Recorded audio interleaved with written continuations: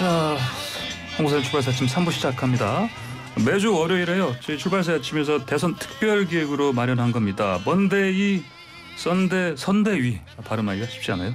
먼데이 선대위 시간입니다. 오늘 네 분의 여야의 젊은 피 정치인들이 스튜디오를 꽉 채워주셨습니다. 민주당의 선대위 임세은 대변인 나오셨습니다. 안녕하십니까? 네, 안녕하세요. 반갑습니다. 반갑습니다. 그리고 국민의힘에서는 천하람 전남 순천갑 당협위원장 나오셨고요. 예, 안녕하십니까. 전남 순천의 천하람입니다. 예, 그리고 국민의당의 정의당의 장혜영 위원님 안녕하십니까? 네, 안녕하세요. 장혜영입니다. 예, 그리고 국민의당에서는 선대위 김근태 청년본부장 나오셨습니다. 안녕하십니까? 안녕하십니까. 김근태입니다. 예.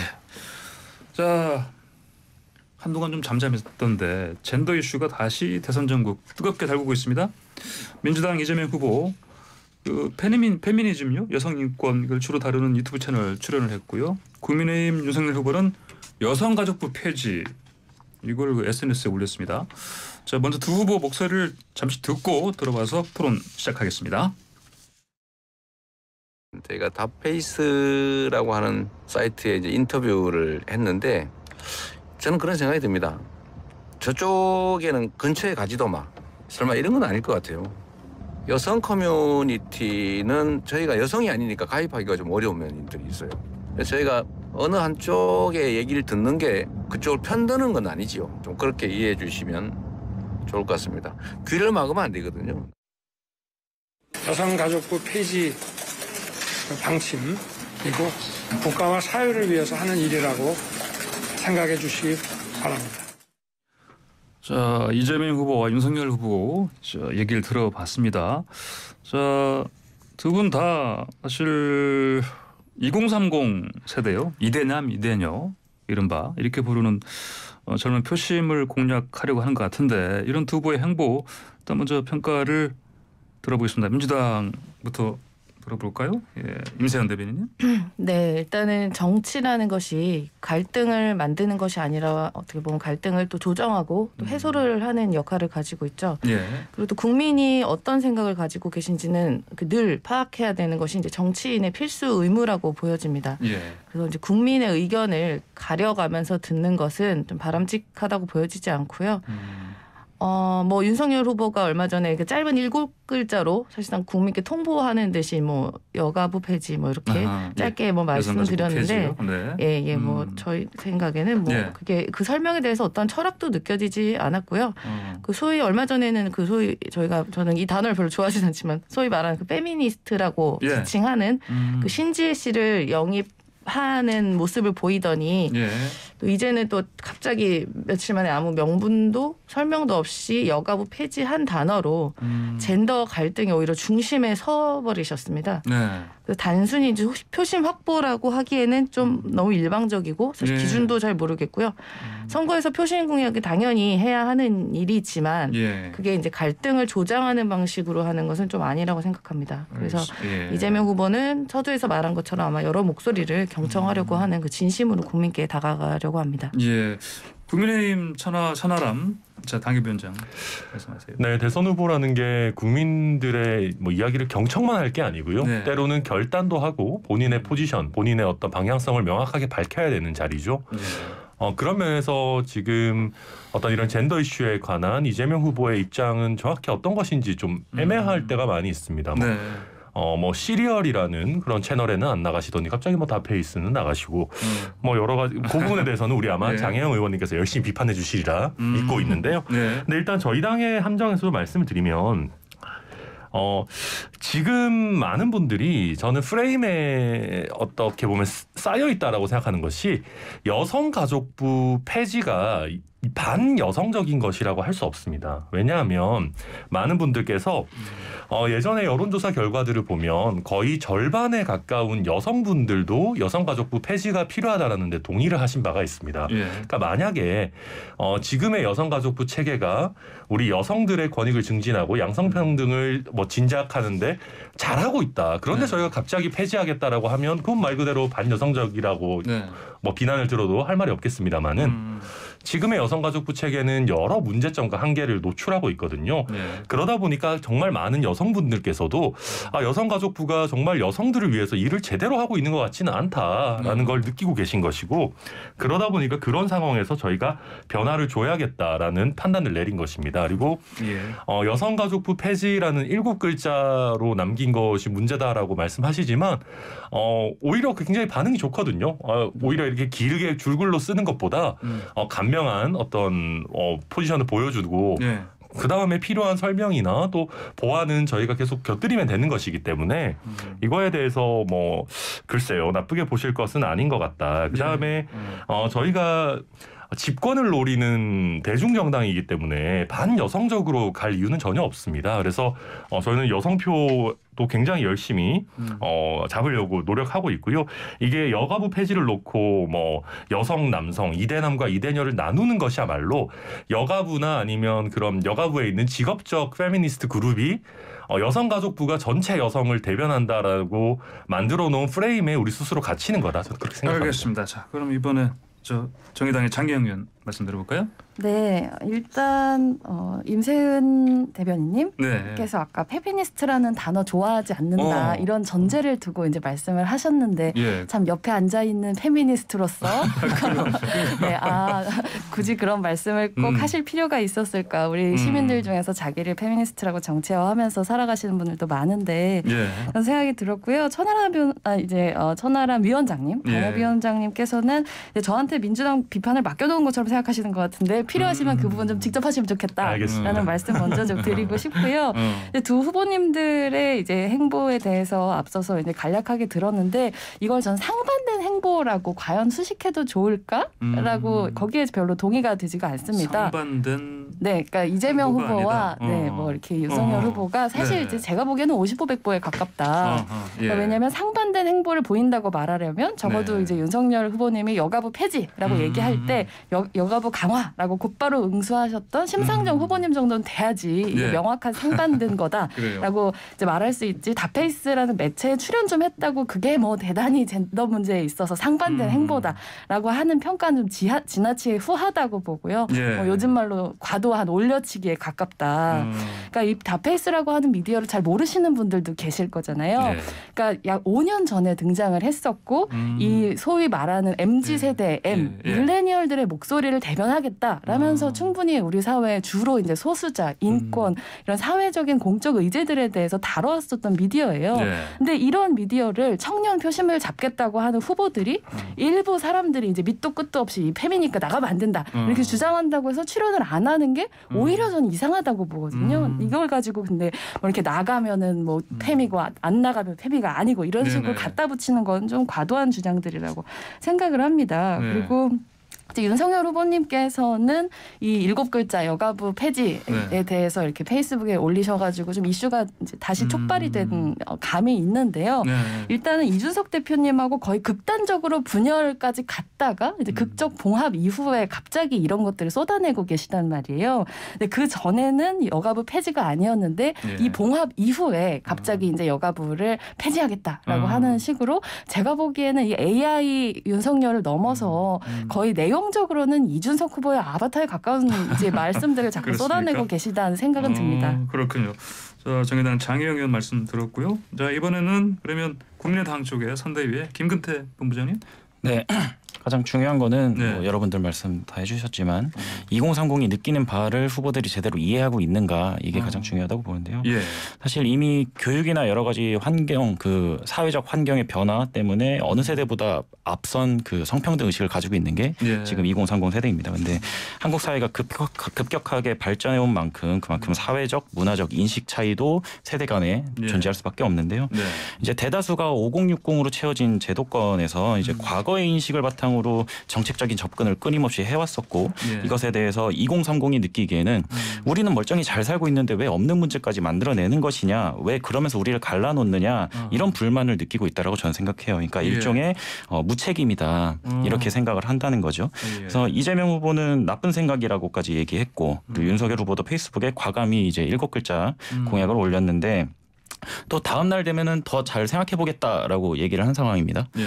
그래서 문제점을 제대로 인식하고 있는가 좀 의문이 들고 모르면 알아가면 되는 문제이긴 합니다. 근데 모르면서 아는 척하는 거는 더 문제라고 생각을 하고 예. 잘못된 접근이 되었을 때 해법이 제대로 될 수 있는가 요것에 대해서는 우리가 한번쯤 물어봐야 된다 이렇게 생각합니다. 알겠습니다. 방금 윤석열 후보가 처음에 그 7글자로 SNS 그 여성가족부 폐지 이렇게 네. 올리셨는데 그 다음 날에 얘기하신 거가 기자들한테 앞에서 국가와 사회를 위해 하는 일 이렇게 설명을 했거든요. 그리고 약간 여지를 남긴 것 같습니다. 그렇지 않습니까? 예. 네, 그렇지는 않을 것 같습니다. 아니, 물론 천하람 위원장님. 네, 여성가족부를 폐지하더라도 여성정책, 양성평등 그리고 당연히 가족 부분을 책임질 정부 부처는 필요합니다. 그러니까 그게 부처 단위가 될지 아니면 여러 부처의 그 기능을 분산시키는 것이 될지 뭐 대통령 산하의 위원회가 될지 이런 부분들 아직 확정된 바는 없습니다. 그런데 이 부분이 뭐 많은 분들이 윤석열 후보께서 많은 깊은 고민 없이 한 것 아니냐 했는데 이 부분이 사실 저희 경선 단계에서부터 많이 화제가 됐었습니다. 그래서 유승민 후보 같은 경우는 당시에 뭐 대통령 산하의 위원회로 바꾸겠다. 윤석열 후보 같은 경우는 양성평등 가족부로 뭐 조금 바꾸겠다라는 얘기들을 했었고. 그런데 저희 당내에서는 많은 분들께서 이게 양성평등 가족부로 이름만 바꾼다고 되겠느냐. 지금 여가부 체계가 어떻게 보면 수명을 다한 것이 아니냐. 왜 그러냐면 기존과 같은 사회 간습이나 사회 문화적 제도에 기반한 여성과 남성 간의 차별은 대부분 꽤 많이 근절이 됐습니다. 그러면 지금 우리가 살아가는 세상에서 중요한 부분은 경제적인 측면, 그러니까 남녀의 어떤 경제적인 지위나 뭐 동일 노동에 따른 동일 임금이 지급되지 않는 부분, 그리고 더 나아가서는 보육에 관한 측면들이 더 중요한데 문제는 여성가족부 장관이 얘기한다고 해서 기재부 장관이나 복지부 장관이 그대로 따르는 구조는 결코 아니거든요. 그러다 보니까 여가부에 대해서도 여성 문제를 해결하기에 오히려 무능력한 것이 아니냐. 그러니까 지금 체제 그대로 갖고 간다고 해서 이름만 바꾼다고 해서 되겠느냐라는 문제가 있었고 그러다 보면 뭔가 좀 나은 해법이 필요하다. 그래서 여성의 사회 참여를 늘리고 우리 사회 전체의 능력치를 올리기 위해서는 이 여가부 체제의 폐지가 필요하다라는 게 저희 당 내에서 되게 깊은 논의가 오랫동안 있어 왔습니다. 그러다 보니까 이런 부분이 국가와 사회를 위해서 하는 일이다라고 표현을 한 거지 단순하게 말씀드리는 것은 아닙니다. 그렇군요. 민주당 선대 임세현 대변인 얘기 들어볼까요? 일단 여성가족부가 이렇게 정치의 한 복판에서 불려와 있는 현실이 조금 안타깝고요. 또 그곳에서 열심히 근무하고 계시는 분들께는 좀 죄송한 마음이긴 합니다. 다만 이제 저도 얼마 전까지 한 달 안 전까지 청와대에서 일단 국정 운영을 좀 보좌를 했지만 여성가족부가 여러 가지로 좀 비판을 받고 뭐 부처 평가가 좋지 않은 것도 사실은 사실이고 그런 부분은 좀 반성을 해야 하는 부분입니다. 그래서 이재명 후보가 이제 양성평등 가족부로 확대 또 재편하겠다고 일단 말은 했고요. 그리고 또 이제 현대 사회에 오면서 또 남성이 또 여러 가지로 차별받는 이슈들도 분명히 있을 것이고 뭐 1인 가구가 확대되면서 고독의 문제라던가 그리고 여러 가지 이슈들을 다 통합할 수 있는 이런 실질적인 그런 기구로 만들어 나가야 할 것은 이렇게 더 많이 논의를 해야 될 것 같고요. 그 윤석열 후보가 여성가족 폐지 그 말씀하신 것도 그 의견 자체를 문제 삼는 것이 아니라 그것까지도 어떻게 보면 확대해서 논의는 할 수는 있어야 하긴 합니다. 근데 그러려면 구체적으로 왜 그리고 또 어떤 이유로 폐지해야 되는지도 국민께 좀 잘 설명을 드려야 할 것 같고요. 그냥 이제 당장 여론이 안 좋으니까 급한 불 끄겠다고 뭐 하는 생각으로밖에 는 보여지지는 않았습니다. 그래서 그 7글자의 어떤 정책적인 함의를 읽을 수 있었는지는 전 지금도 아직 모르겠고요. 어쨌든 청년 남성도 차별받는 부분이 분명히 있고 그렇게 느껴지는 부분도 있고 또 그 여전히 여성 역시 출산, 육아 등으로 이제 경력 단절이나 유리 천장 문제가 이제 아직도 존재하기 때문에 그 시대 성격에 맞는 부처의 변화하고 발전하는 모습이 필요한 건 맞습니다. 현재로선 사실 심상정 의원만이 대통령 됐을 경우에 여성가족부가 그대로 있겠네요. 어쩌다 보니 그렇게 또 외롭게 남게 되었는데요. 그 여성 없는 민주주의 네. 이런 말씀 들어보신 분들이 계실 거예요. 그러니까 우리가 사실은 그래도 여성 참정권 같은 경우에는 뭐 이렇게 다른 서구권 국가들에 비해서는 그래도 문제없이 도입이 되기는 했지만 당장 의회에서만 보더라도 여성 비율 19%밖에 되지 않거든요. 근데 이거에 대해서 이제 우리 국민의 반반이 여성이고 남성인데 여성들의 목소리가 여전히 어떤 정책이나 정치의 영역에서 충분히 대변되지 못하고 있다. 이 문제는 여전히 남아 있거든요. 그래서 여성가족부라고 하는 게 존재하는 그 이유는 이런 성불평등에 있어서의 어떤 정책적인 컨트롤 타워 역할을 맡아야 된다. 이런 문제의식을 가지고 생겼는데 아까 이제 천하람 위원장님 잘 말씀해 주신 것처럼 우리가 과거에 비해서는 여러 가지 성불평등들이 개선되긴 했지만 여전히 많은 부분들이 남아 있어요. 근데 각각의 뭐 부처들은 다 그 부처들의 고유 목적이 있기 때문에 그 목적들을 달성하기 위해서 매번 어떤 젠더적인 관점에 있어서의 안배를 한다는 게 사실상 굉장히 어렵습니다. 그렇기 때문에 여가부 장관님이 쫓아가가지고 그 각 부처 장관님들 만나서 설득하고 하면서 관철해내는 부분들이 있는 거거든요.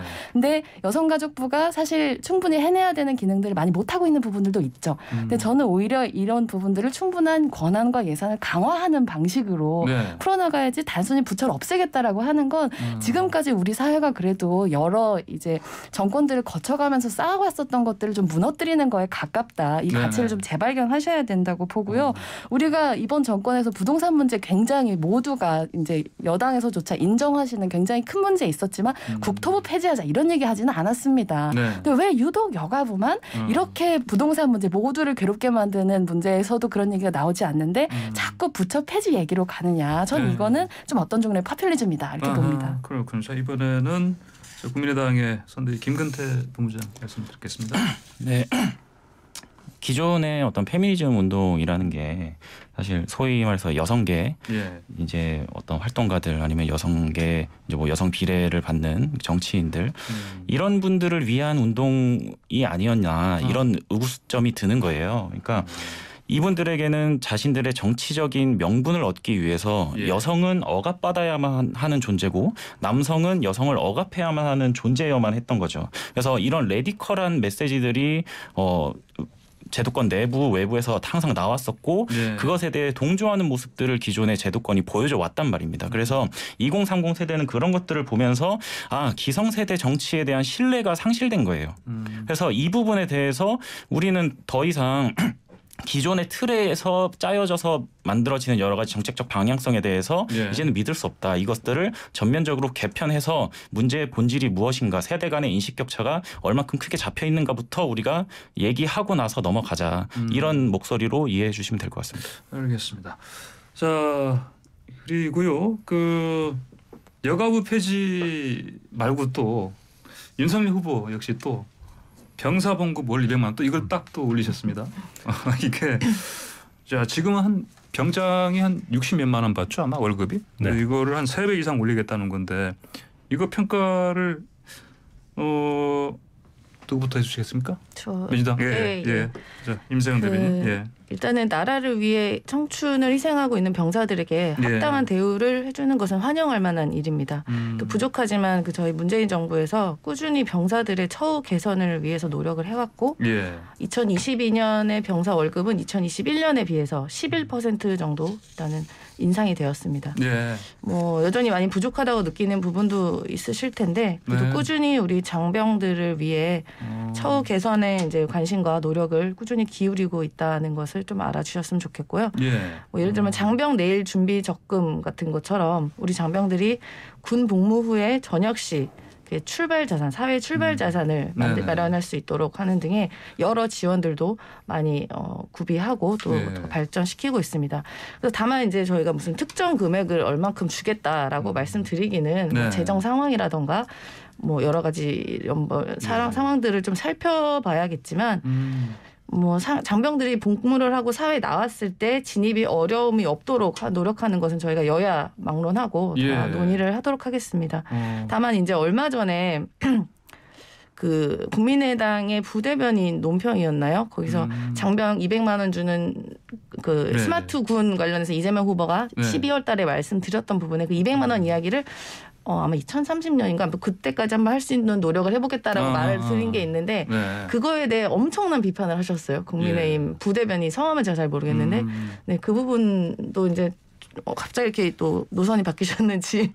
사실 윤석열 후보도 이전에는 이런 얘기 안 하셨었고 원래 그 군인들 그 복지 쪽으로부터 얘기했었거든요. 작년 경선 때만 하더라도 제 기억으로. 네, 다만 제가 이제 방금 대변인님 말씀하신 거 팩트 하나만 잡고 지나가면요. 저희가 부대변인 논평으로 얘기 드렸던 거는 현재 하사 월급이 167만 원이거든요. 하사가? 네, 하사 월급에 관한 논의나 이런 부분들 없이 병장 월급을 올리게 되면 과연 누가 복무 기간이 긴 하사를 선택하겠느냐 요 한 문장 말씀드렸는데 이게 뭐 저희가 격렬한 비판은 아니었고 그냥 충분히 할 수 있는 문제 제기였다라고 생각을 하고요. 저희가 사실은 이게 이준석 대표가 선대위에 합류하고 나서 정책이 진짜 많이 쏟아져 나오고 있습니다. 막 하루에 6개, 7개씩 막 나오는데요. 이게 왜 그러냐라고 하면 저희 정책본부에서 미리 만들어 놓고 있었던 겁니다. 기존에 김종인 위원장께서도 1월부터 저희가 정책을 본격적으로 선보이겠다라고 얘기를 했고 근데 저희 선대위에서 사실 좀 난장판이었지 않습니까? 그러다 보니까 이걸 이제 정책을 쟁여놓고 있다가 준비해 놓은 정책을 지금 하고 있는 그런 과정이고요. 아마 우리 여야를 막론하고 이제는 우리나라 경제 수준이 지금 정말 국방을 위해서 최선을 다하는 우리 병사들에게 최저임금 이상의 수준은 급여는 줘야 된다라는 거에 대해서 아마 크게 이견이 없을 거예요. 근데 사실은 저희 국민의힘 같은 보수 정당이 재정 건전성 같은 부분을 늘 많이 걱정하기 때문에 오히려 좀 천천히 가야 되는 것 아니냐라는 얘기를 많이 했었는데 이제는 그럴 때는 아닌 것 같다라는 판단을 해서 저희가 좀 전격적으로 이렇게 말씀을 드리는 것이고요. 사실 이 부분은 이미 여러 시민단체나 학계에서도 논의가 많이 되었던 부분이어서 저희가 막 갑자기 말도 안 되는 걸 던지거나 이런 건 아닙니다. 알겠습니다. 네. 장혜영 의원님 정의당의 장 의원님. 네, 저희가 육하원칙이라는 게 괜히 있는 건 아니다 이렇게 생각을 합니다. 누가 언제 어디서 무엇을 어떻게 왜 이게 바로 우리가 뭔가를 사람들한테 설명할 때 가지고 있어야 되는 기본인데요. 근데 이렇게 짧게 이제 공약들을 툭툭 던지시는 것들은 뭐 좋은데 매번 누가와 무엇을만 있고 나머지 설명이 잘 없다. 그래서 이제 정치인이 좀 기본적으로 가져야 되는 설명책임 부분에 좀 아쉬움이 있지 않나라고 생각을 하고요. 예를 들면 정의당의 심상정 후보도 벌써 작년 11월 달에 이 성평등 모병제 관련된 공약을 발표하면서 2030년까지 병사들 월급을 단계적으로 최저임금 수준까지 올리겠다 이런 공약을 했어요. 근데 지금 이제 올해 최저임금 기준으로 이제 주 40시간 월급으로 치면 191만 원 정도 되거든요. 그럼 몇 년 뒤면은 적어도 최저임금이 200만 원 수준 될 거기 때문에 사실 2030년에 200만 원 이런 공약은 이제 할 수 있다고 봅니다. 그리고 부연하자면 이제 그때까지 병사들은 전부 모병제로 한다. 이제 이런 이제 계획에 같이 있는 건데요. 근데 페이스북에 딱 9자 이렇게 올려놓는 것만으로는 그것이 실제로 어떤 책임감 있는 공약인지에 대해서 좀 이해하기가 어렵고 정책위 통해서 보도자료 내셨는데 이제 재원은 예산 지출 조정하시겠다 이렇게 하셨어요. 근데 정도라고 했나요? 근데 지금까지 돈 드는 공약들은 다 예산 지출 조정하시겠다 이렇게만 말씀하시고 여야를 막론하고 항상 그렇죠. 네, 여야를 막론하고 꼭 그렇지는 않습니다. 다른 당의 공약들을 좀 상세하게 검토해 보시면 좋겠고 그런 부분들에 있어서도 좀 더 그것보다는 구체적으로 국정을 운영할 수 있는 모습 보여주시면 좋을 것 같아요. 저는 다만 그렇게 생각합니다. 저희가 이렇게 짧게 했지만 저 너무 오늘 기분이 좋은 게 사실 우리가 윤석열 후보의 공약을 가지고 이렇게 열띤 토론을 하는 일이 사실 지금까지 적었거든요. 그래서 저희가 이렇게 또 구체적인 부분들 또 논의하고 이렇게 준비해가면서 채워갈 수 있기 때문에 화두를 던지는 것도 저는 대선 후보의 역할이라고 생각합니다. 윤석열 후보 실언 얘기는 하지 말을까요 그러면? 알겠습니다. 국민의당 선대위 김근태 청년부부장께서는 좀 표정이 안 좋으신 것 같아요. 왜냐하면 혹시 그런 거 아닙니까? 아니 나 때는 몇만 원 받았는데 말이야. 200만 원이라니. 이미 지나간 일이라서 굳이 그렇게 손해보는 생각 안 드세요? 감정이입을 하고 있지는 않고요. 그래서 저희 당도 마찬가지로 이제 지금 장병들이 징병을 당하고 있고 그래서 본인의 의사와 상관없이 강제로 이렇게 징병당하는 병사들에게 합당한 대우와 그리고 보상을 하는 것은 매우 중요하다. 이거는 모두가 다 동의할 것 같아요. 그래서 과거에 국가가 여유가 없을 때는 좀 불가피한 일이었다라고 하더라도 지금의 대한민국이 그 정도로 마땅히 해야 될 일을 뒤로 미룰 만큼 그 정도로 여유가 없다 이렇게 생각하지는 않거든요. 그래서 이 시점에서 국민의당 안철수 후보 공약도 조금 말씀을 드리자면 2020년 기준에 이제 전역 장병이 22만 9천 명 이렇게 나왔었습니다. 그래서 저희가 다른 국방 공약들도 많이 있지만 전역 장병들에게 이제 1,000만 원의 그 사회에 적응할 수 있는 그 지원금을 주겠다. 그래서 예산을 따져 보면은 그럼 1년에 2조 2,900억 정도 되는 거고요. 그래서 이제 장병들이 그 군대에서 보낸 시간들 자체가 경제적으로든 아니면 뭐 본인의 자기 개발 차원에 있어서든 그냥 버리는 시간이라고 생각하지 않고 또 사회에 나가가지고 더 안정적으로 자신의 미래를 꿈꿀 수 있게끔 만드는 그런 방향성에 대해서 국민의당도 고민하고 있다 이렇게 말씀드리고요. 그리고 뭐 장혜은 의원님 말씀하신 것처럼 여전히 그 딱 9글자만 아니면 7글자만 이렇게 또 던지는 거는 약간 구체성의 부재가 있다. 그래서 그런 부분은 그 후에 또 채워야죠. 그래서 어떤 답안지가 있을 때 뒤에 해설이 붙지 않는다고 하면은 거기에는 책임도 좀 없지 않는가 이렇게 생각하고 있습니다. 저도 군대를 다시 간다면 기쁜 마음으로 갈 수 있을 것 같아요. 아, 200%도 저는 절대 안 갈 것 같습니다. 다녀오면은 그래도 다녀오면 저 등록금이라도 마련할 수 있고. 차라리 다른 아르바이트를 하는 게 낫지. 그렇습니까? 그래서 모병제하고의 논의가 함께 병행되어야지 이게 그 전체 그림이 잘 맞춰지는 거라고 생각합니다. 그렇군요. 알겠습니다. 자, 네 분과 함께한 열띤 토론. 일단 일단 우리 이번 코너의 일부 먼데이 선데이 일부 코너는 여기서 마치고요. 광고 좀 듣고 4부로 돌아와야겠습니다.